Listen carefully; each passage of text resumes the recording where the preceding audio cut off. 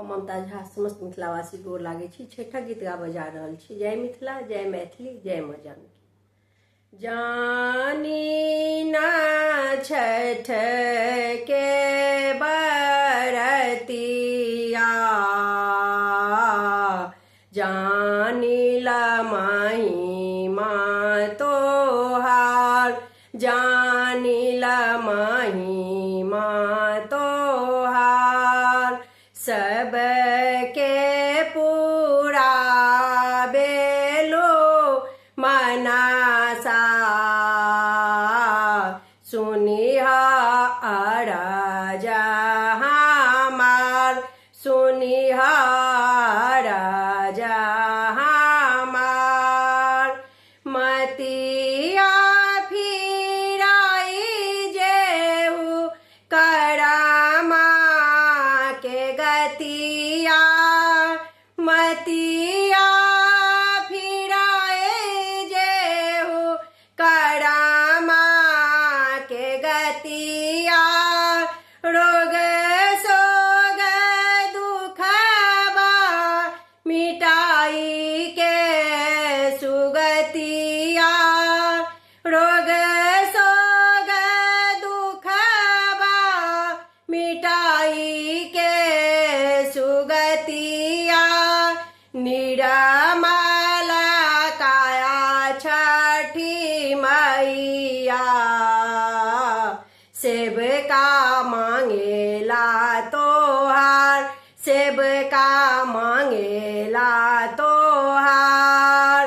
निरमल काया छठी मैया, सेवका मांगेला तोहार, सेवका मांगेला तोहार।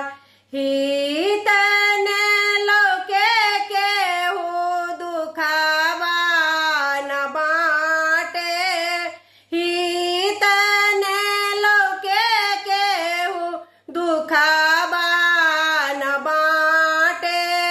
करेले अरजी छठी मैया के घाटे, करेले अरजी छठी मैया के घाटे।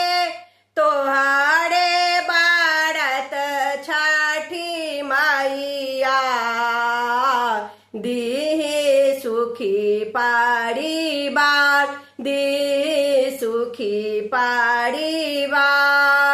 तोहरे बारत छठी मैया, दीहि सुखी परिवार, दीहि सुखी परिवार।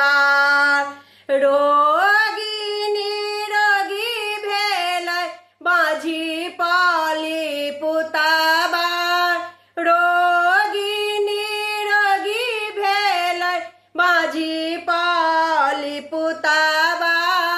तोहरे बरतिया से पाबे सब सुखबा, तोहरे बरतिया से पाबे सब सुखबा।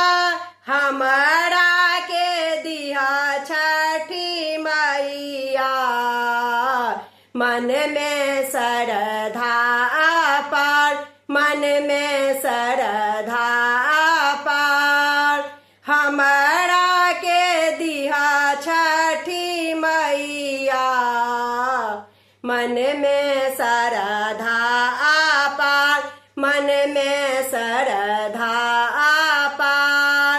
चरण शरण दे के मैया अपन बिहा, चरण शरण दे के मैया अपन बिहा।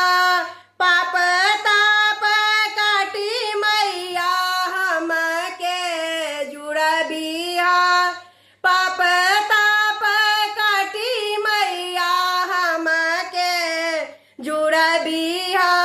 गलती के माफी दा दिहा, भइले गलती हजार, भइले भैले गलती हजार, गलती के माफी दा दीहा। भैले गलती हजार, भैले गलती हजार, जानी न छठी के बारतिया, जानिल महिमा तो